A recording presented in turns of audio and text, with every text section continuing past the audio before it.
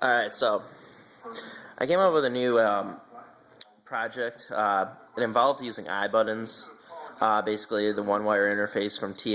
They're used for door locks and things like that. And I came up with the project, and I figured the hardest part would be actually figuring out how to read these Ibuttons. Probably they were encrypted, etc., etc. Well, to my surprise, they are extremely easy to read. And actually, I want to make this video because it is so simple. Anyone that needs to use them for anything, it's so extremely simple. So what I got here is a standard Ibutton. The model number is like DS1440, I believe, but it's been replaced by like DS1920, which they're basically the same, I believe, just lower power consumption on the newer ones. But the datasheet actually links you to the 1920 for this. This is actually a 1440 or 1420. I'm not quite sure. The only reason I know that is by the family code that actually reads out from this thing. So anyway, I've got my Ibutton here, and I'm running Arduino right here, basically, and this is the whole setup you need. Now, what I read online, it said you need a 2.2 thousand ohm resistor.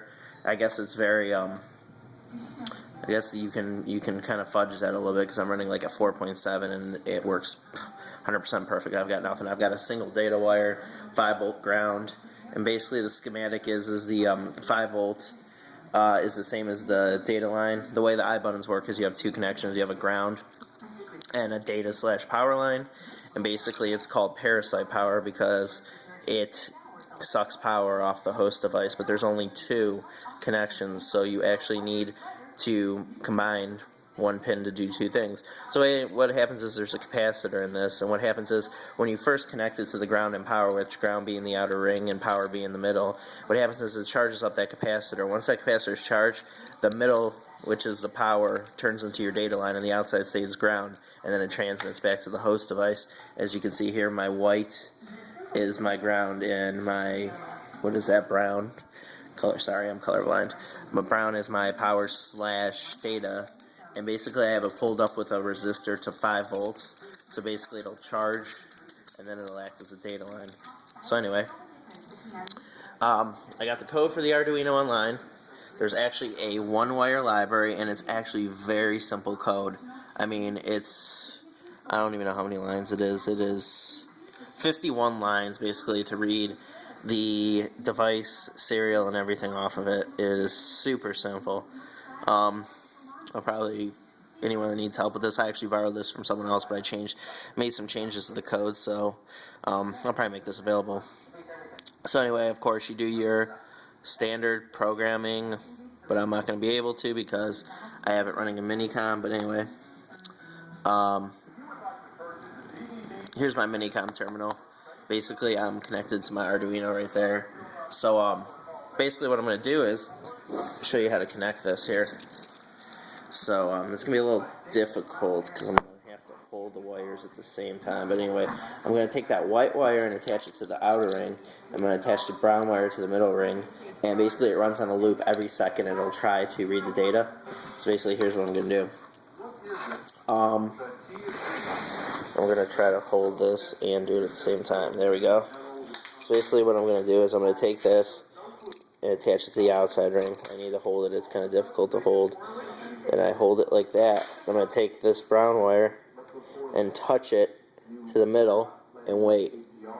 Basically, I just got a reading on the computer. Got a reading. Got another reading. Okay. Basically, that's it. Basically, I read the button.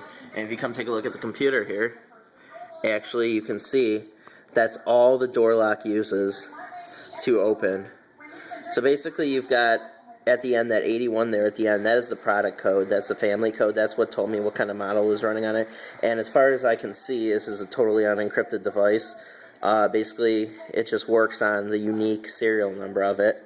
And there is I believe, let's see, it's 64 bits in total.